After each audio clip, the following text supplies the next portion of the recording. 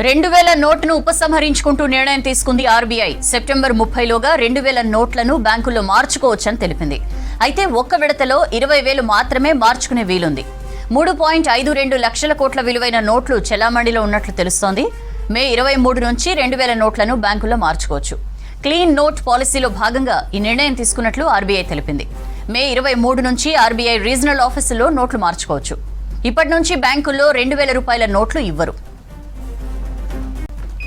2000 నోటును ఉపసంహరించుకుంటూ నిర్ణయం తీసుకుంది RBI. September 30లోగా 2000 నోట్లను బ్యాంకుల్లో మార్చుకోవచ్చని తెలిపింది. అయితే ఒక్క విడతలో 20,000 మాత్రమే మార్చుకునే వీలుంది. 3.52 లక్షల కోట్ల విలువైన నోట్లు చెలామణిలో ఉన్నట్లు తెలుస్తోంది. మే 23 నుంచి 2000 నోట్లను బ్యాంకుల్లో మార్చుకోవచ్చు. క్లీన్ నోట్ పాలసీలో భాగంగా ఈ నిర్ణయం తీసుకున్నట్లు ఆర్బీఐ తెలిపింది. మే 23 నుంచి ఆర్బీఐ రీజనల్ ఆఫీసుల్లో నోట్లు మార్చుకోవచ్చు. ఇప్పటి నుంచి బ్యాంకుల్లో 2000 రూపాయల నోట్లు ఇవ్వరు. 2000 నోటును ఉపసంహరించుకుంటూ నిర్ణయం తీసుకుంది ఆర్బీఐ. సెప్టెంబర్ 30లోగా 2000 నోట్లను బ్యాంకుల్లో మార్చుకోవచ్చని తెలిపింది. అయితే ఒక్క విడతలో 20,000 మాత్రమే మార్చుకునే వీలుంది. 3.52 లక్షల కోట్ల విలువైన నోట్లు చెలామణిలో ఉన్నట్లు తెలుస్తోంది. మే 23 నుంచి 2000 నోట్లను బ్యాంకుల్లో మార్చుకోవచ్చు. క్లీన్ నోట్ పాలసీలో భాగంగా ఈ నిర్ణయం తీసుకున్నట్లు ఆర్బీఐ తెలిపింది. మే 23 నుంచి ఆర్బీఐ రీజనల్ ఆఫీసుల్లో నోట్లు మార్చుకోవచ్చు. ఇప్పటి నుంచి బ్యాంకుల్లో 2000 రూపాయల నోట్లు ఇవ్వరు. 2000 నోటును ఉపసంహరించుకుంటూ ఆర్బీఐ నిర్ణయం తీసుకుంది. సెప్టెంబర్ 30లోగా 2000 నోట్లను బ్యాంకుల్లో మార్చుకోవచ్చని తెలిపింది. అయితే ఒక్క విడతలో 20,000 మాత్రమే మార్చుకునే వీలుంది. 3.52 లక్షల కోట్ల విలువైన నోట్లు చెలామణిలో ఉన్నట్లు తెలుస్తోంది. మే 23 నుంచి 2000 నోట్లను బ్యాంకుల్లో మార్చుకోవచ్చు. క్లీన్ నోట్ పాలసీలో భాగంగా ఈ నిర్ణయం తీసుకున్నట్లు ఆర్బీఐ తెలిపింది. మే 23 నుంచి ఆర్బీఐ రీజనల్ ఆఫీసుల్లో నోట్లు మార్చుకోవచ్చు. ఇప్పటి నుంచి బ్యాంకుల్లో 2000 రూపాయల నోట్లు ఇవ్వరు.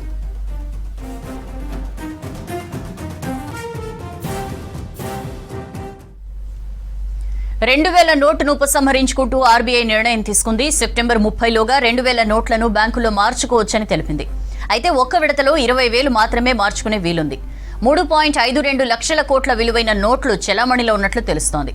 మే 23 నుంచి 2000 నోట్లను బ్యాంకుల్లో మార్చుకోవచ్చు. క్లీన్ నోట్ పాలసీలో భాగంగా ఈ నిర్ణయం తీసుకున్నట్లు ఆర్బీఐ తెలిపింది.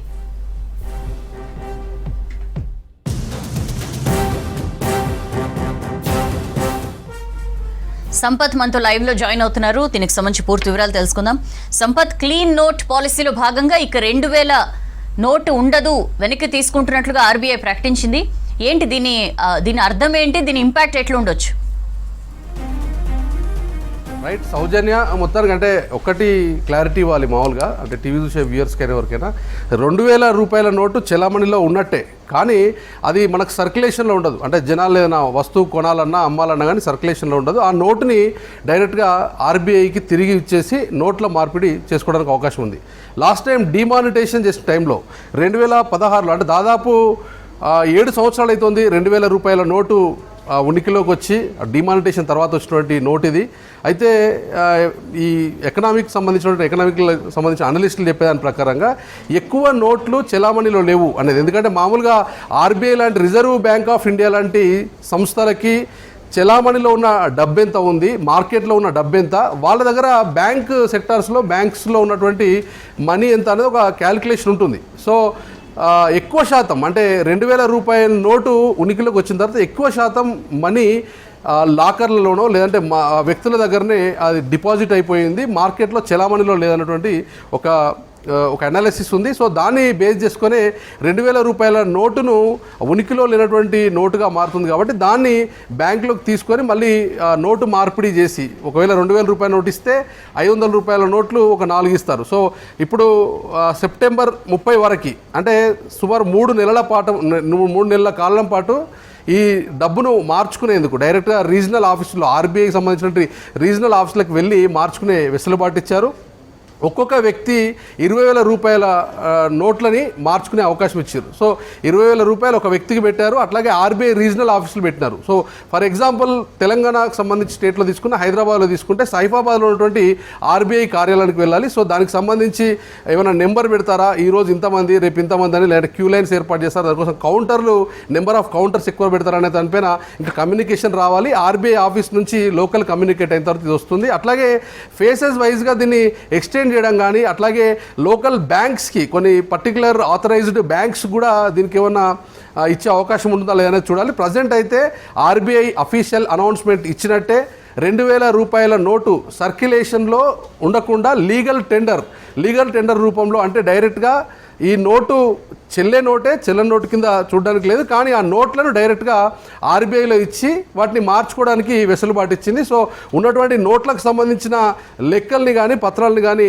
అడిగే అవకాశం లేదు. చాలా వరకు ఎక్కువగా ఎఫెక్ట్ అనేది ఈ ఎవరైతే కామన్ పబ్లిక్, వ్యవసాయదారులు కానీ వ్యాపారస్తులు కానీ ఉద్యోగులు కానీ ఎవరైనా డబ్బు ₹1,00,000 ₹2,00,000 పెళ్ళిళ్ళ కోసమో, లేదంటే వాళ్ళు ఏదైనా డబ్బులను లాకర్లో పెట్టుకొని ఉండి, లేదంటే ఇంట్లో సేవింగ్స్ పెట్టుకున్న వాళ్ళకి పెద్దగా ఎఫెక్ట్ ఉండకపోవచ్చు. అట్లా కాకుండా కోట్ల రూపాయలని వాళ్ళు పెట్టుకున్నటువంటి టైంలో కోట్ల రూపాయలని అది రాజకీయ నాయకులు కానీ, బిజినెస్ మెన్లు కానీ, రియల్ ఎస్టేట్ సంబంధించిన వ్యాపారులు కానీ ఇట్లాంటి దగ్గర ఎక్కువగా బ్లాక్ మనీకి సంబంధించిన సర్క్యులేషన్ కానీ, బ్లాక్ మనీని హోల్డ్ చేసిన సిచ్యువేషన్ ఎక్కువ ఉంటుంది. సో అట్లాంటి వాళ్ళకి కొంచెం టైం బాండ్ ఎక్కువ పడే అవకాశం ఉంటుంది. కానీ కామన్ మ్యాన్స్ మాత్రం ఆందోళన పడాల్సిన అవసరం లేదనేది ఈ ప్రకటనను బట్టి, వాళ్ళ చోటు సర్క్యులర్ని బట్టి అర్థమవుతుంది. సో ఒక వ్యక్తి ఒకరోజు 20,000 రూపాయలు మార్చుకోవచ్చు అంటే బహుశా ఒక ఇంట్లో 3-4 వ్యక్తులు ఉంటే ₹1,00,000 వరకు క్యూ లైన్లో నిలబడి మార్చుకునేటువంటి వెసులుబాటు అయితే ఉంటుంది. సో దాదాపు చాలా రోజుల నుంచి సౌజన్యం మనం చూస్తున్నాం. సోషల్ మీడియాలో కానీ బయట కానీ ఆల్రెడీ 2,000 రూపాయల నోటు బంద్ అయినట్టని, లేదంటే చెలామణి అయినట్టని చాలా సర్క్యులేషన్స్, చాలా వార్తలు వచ్చాయి. కానీ అఫీషియల్గా ఇప్పటిదాకా ఎలాంటి వార్త బయటికి రాలేదు. ఈరోజు ఇచ్చినటువంటి ఈ న్యూస్ ఆర్బీఐ నుంచి అఫీషియల్గా ప్రెస్ నోట్ రిలీజ్ చేశారు కాబట్టి అధికారికంగా చెప్పినట్టే.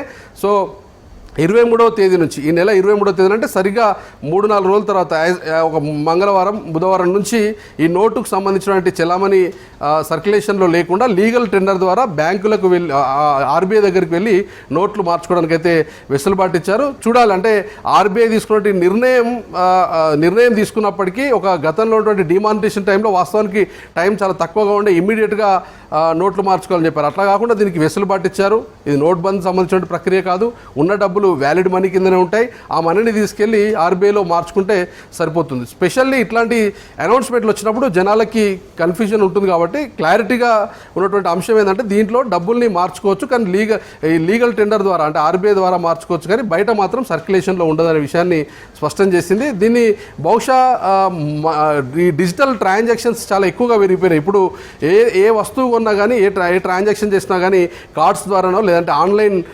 ఆన్లైన్ అమౌంట్స్ ట్రాన్స్ఫర్ ద్వారానో, లేదంటే గూగుల్ పేనో, జీపే లాంటి ఆన్లైన్ పేమెంట్స్ ద్వారానే ఎక్కువగా వాడుతున్నారు. కానీ ఈ ఫిజికల్గా వాడేటువంటి నోట్లు, ఇలాంటి పెద్ద నోట్లు బయటికి రావడం లేదు. పెద్ద నోట్ల చెలామణి కూడా ఎక్కువగా కనబడట్లేదు. కాబట్టి ఇవన్నీ కూడా బ్లాక్ మనీ కిందనో, లేదా లాకర్లలోకో, లేదంటే పర్సనల్గా వ్యక్తులు హోల్డ్ చేసినటువంటి మనీ ఎక్కువగా ఉన్నట్టుగా ఒక అంచనా, అట్లాగే ఎకనామికల్ అనలిస్టులు చెప్తున్నారు. కాబట్టి బహుశా దాన్ని దృష్టిలో పెట్టుకొని లిక్విడిటీ పెంచడం కోసం, మొత్తం డబ్బును లిక్విడిటీ రూపంలో బయటకు రావడం కోసం, అట్లాగే బ్యాంకులో డిపాజిట్ చేస్తే మనీ అది యూజ్లోకి వస్తున్న ఉద్దేశంతోనే నిర్ణయం తీసుకుని ఉండొచ్చు బహుశా. సో మొత్తానికైతే ఆర్బీఐ ఒక కీలకమైన ప్రకటన ప్రకటించినట్టే. 2,000 రూపాయల నోటు ఇకపై మరో 4-5 రోజుల తర్వాత చెలామణిలో, సర్క్యులేషన్లో ఏదైనా షాపింగ్ కానీ, బయటకు వెళ్ళిన వాళ్ళు కానీ డబ్బుల్ని ఖర్చు పెట్టడానికి వెసులుబాటు ఉండదు. డైరెక్ట్గా వెళ్ళి ఆర్బీఐ దగ్గరికి వెళ్ళి 20,000 రూపాయలు ఒక వ్యక్తి కింద మార్చుకోవాల్సి ఉంటుంది. దీన్ని ఇంకా డినామినేషన్ ఒకవేళ 20,000 నుంచి 50,000 రూపాయలు, 30 రూపాయలు ఇంకా పెంచే అవకాశం ఉంటుందా, ఇంకా అడిషనల్ ప్రెస్ నోట్స్ ఏమైనా ఇచ్చే అవకాశం ఉంటుందా డిమాండ్ బట్టి. ఎందుకంటే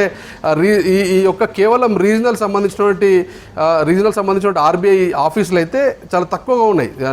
నేషనల్ వైడ్గా 19-20 దాకా ఉన్నాయి. సో కేవలం వాటిలోనే ఆపరేట్ చేయడం కష్టం. కానీ ఇప్పటికిప్పుడు ఒకవేళ ప్రెస్ నోట్ ఇచ్చారు కాబట్టి దీన్ని డిమాండ్ బట్టి, జనాలు వచ్చినటువంటి సంఖ్యను బట్టి, ఆ ఫోర్స్ను బట్టి వీటి సంఖ్య పెంచే అవకాశం ఉన్నట్టుగా అయితే స్పష్టంగా తెలుస్తోంది.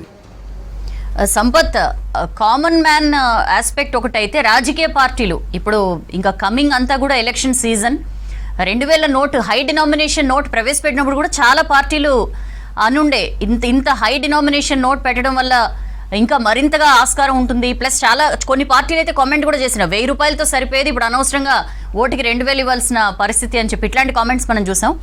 పొలిటికల్ పార్టీస్ ఎట్లాంటి అంటే ఎట్లాంటి సందిగ్ధంలో పడొచ్చు? జనరల్ గానే ముందు నుంచే అంతా అరేంజ్ చేసి పెట్టుకుంటారు కాబట్టి.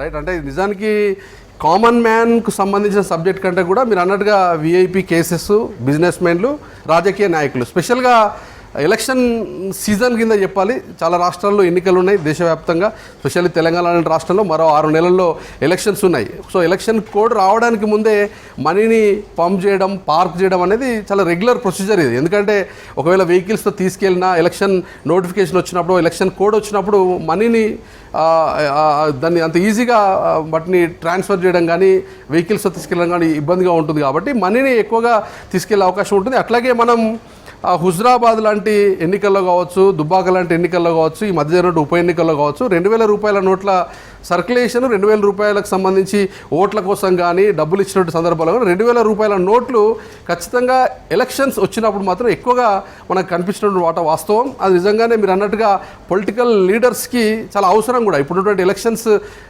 సిచ్యువేషన్లో డబ్బు ఖర్చు యావరేజ్గా తీసుకుంటే చాలా కోట్ల రూపాయల ఖర్చు అవుతుంది. దాదాపు గత ఎన్నికలలోనే 10 నుంచి 15 కోట్ల రూపాయల వరకు ఒక్కొక్క ఎమ్మెల్యే సంబంధించిన అభ్యర్థులు ఉన్నటువంటి ఏరియాల్లో కొన్ని నియోజకవర్గాల్లో 10 కోట్లు 15 కోట్ల వరకు ఖర్చు అయింది. ఈసారి అంచనా ఎక్కువగా ఉంటుందన్నటువంటి ఒక మాట ఉంది. దానికి 20-25 కోట్లు 40 కోట్లు ఇష్టం వచ్చినంత డబ్బు అవసరం ఉంటుంది. అక్కడ నుండి ప్రజాప్రతినిధులు కావచ్చు, ఓటర్లను కావచ్చు, సో డబ్బు ఖర్చు కావచ్చు చాలా ఎక్కువగా ఉంటుందనే ఉద్దేశంతో బహుశా మీరు అన్నట్టుగా నిజంగానే పార్క్ చేసి ఉండే అవకాశం ఉంటుంది.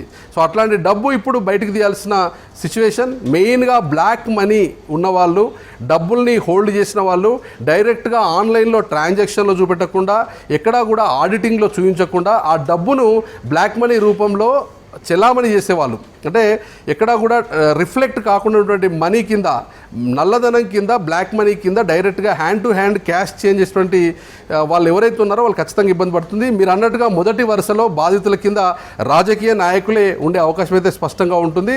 రానున్న ఎన్నికలను దృష్టిలో పెట్టుకొని మీరు అన్నట్టుగా ఇప్పటికే చాలామంది మనీని పార్క్ చేసినట్టుగా, అట్లాగే ఆస్తుల్ని కానీ ప్రాపర్టీస్ని కానీ సేల్ చేసిన తర్వాత బ్లాక్ మనీ రూపంలో మనీని తీసుకొని ఆ బ్యాగుల కొద్ది మనీని ఇప్పటికే అవైలబుల్ పెట్టుకున్నట్టు తెలుస్తుంది. మెయిన్గా ఎఫెక్ట్ అయ్యేది వాళ్ళకి ఎఫెక్ట్ ఉంటుంది. దాన్ని ఎట్లా రూట్ చేస్తారో నిజంగానే చూడాలి. మొత్తానికైతే ఈ 2000 రూపాయల నోట్లను చెలామణి నుంచి తీసేసి లీగల్ టెండర్ ఇవ్వడం ద్వారా ఫస్ట్ ఎఫెక్ట్ అయ్యేది రాజకీయ నాయకులు, తర్వాత బిజినెస్ మెన్లే అనే చెప్పాలి.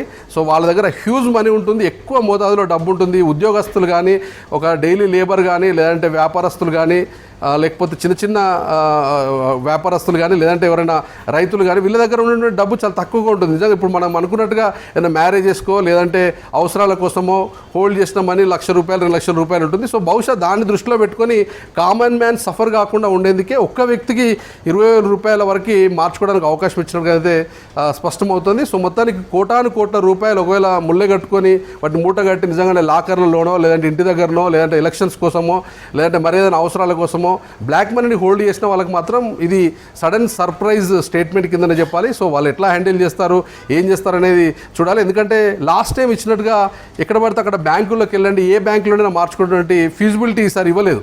సో డైరెక్ట్గా RBI to RBI central RBI issue చేసింది ఈ ప్రెస్ నోట్ని, డైరెక్ట్గా రీజనల్ ఆర్బీఐ ఆఫీసుల్లోనే మార్చుకోవాలని చెప్పింది. సో ఖచ్చితంగా రీజనల్ ఆఫీసులకు వెళ్ళినప్పుడు అక్కడ వాళ్ళు చేసినటువంటి మనీ ట్రాన్సాక్షన్ కానీ ఎవరు చేస్తున్నారు అనే విషయంపై కొంత క్లారిటీ ఉంటుంది. అంత ఈజీగా డబ్బును కూడా నమ్మడానికి ఉండదు. ఫర్ ఎగ్జాంపుల్ 1,00,000 రూపాయలు ఉంటే ఎవరైనా ఒక కామన్ మ్యానో లేదంటే ఇంట్లో ఉన్న వాళ్ళని అయితే నమ్మి వాళ్ళకి డబ్బులు ఇచ్చి పంపించే పరిస్థితి ఉంటుంది. కానీ కోట్ల రూపాయలు ఉన్న వాళ్ళు, వాళ్ళ అనుచరులైనా మిగతా వాళ్ళైనా ఒక 20-30 మంది ఉంటారు. 20 మందికి డబ్బులు ఇచ్చి 20,000 రూపాయల కింద ఇచ్చి వాళ్ళకి క్యూ లైన్లో పెట్టి క్యూ లైన్లో ఇచ్చేసి డబ్బుల్ని మార్చుకోవాల్సిన సిచ్యువేషన్ ఉంటుంది. సో దీన్ని ఎట్లా హ్యాండిల్ చేస్తారు, ఇంత డబ్బు ఎట్లా బయటకు వస్తుంది, నిజంగానే వచ్చిన తర్వాత ఎన్ని కోట్ల రూపాయల డబ్బు ఇప్పటిదాకా బ్లాక్లో ఉండే, ఆ బ్లాక్లో ఉన్నటువంటి డబ్బు ఎంత డిపాజిట్ అవుతుంది అనేది ఫిగర్ వచ్చిన తర్వాత మనకు తెలిసే అవకాశం ఉంటుంది. సో నిజంగానే ఆర్బీఐ ఆంతర్యం నిజంగానే డబ్బును బ్లాక్ అయిపోయి చెలామణిలో డబ్బు లేకపోవడం వల్లనే ఈ స్టేట్మెంట్ ఇచ్చిందా, లేకపోతే నిజంగానే 2000 రూపాయల నోటు ఈ డిజిటల్ ట్రాన్సాక్షన్ దృష్టిలో పెట్టుకొని ఇచ్చిందా అనేది ఒక క్లారిటీ వస్తుంది. ఖచ్చితంగా ఈ సెప్టెంబర్ 30 వరకు ఈ 3 నెలల పాటు జరిగినటువంటి ట్రాన్సాక్షన్స్ కంప్లీట్ అయిన తర్వాత నెంబర్ ఎంత ఉంటుంది, దేశవ్యాప్తంగా ఎంత డిపాజిట్ అవుతుంది, ఎంత ఎక్స్చేంజ్ చేసుకుంటారు మనీ, తెలంగాణలో ఉన్నటువంటి స్టేట్లో ఎంత జరుగుతుంది, ఏపీలో ఎంత స్టేట్ జరుగుతుంది, ఆ ఫిగర్స్ కూడా నిజంగా వచ్చే అవకాశం ఉంది. ఆ ఫిగర్స్ను బేస్ చేసుకొని కూడా అట్లా స్టేట్ వైడ్గా ఫిగర్స్ ఇస్తే కూడా ఎక్కడ ఏ స్టేట్లో ఎక్కువగా డబ్బు హోల్డ్ అయిందనే విషయం కూడా రిఫ్లెక్ట్ అయ్యే అవకాశం అయితే ఉంటుంది. Soujanya. Right Sampath, thank you.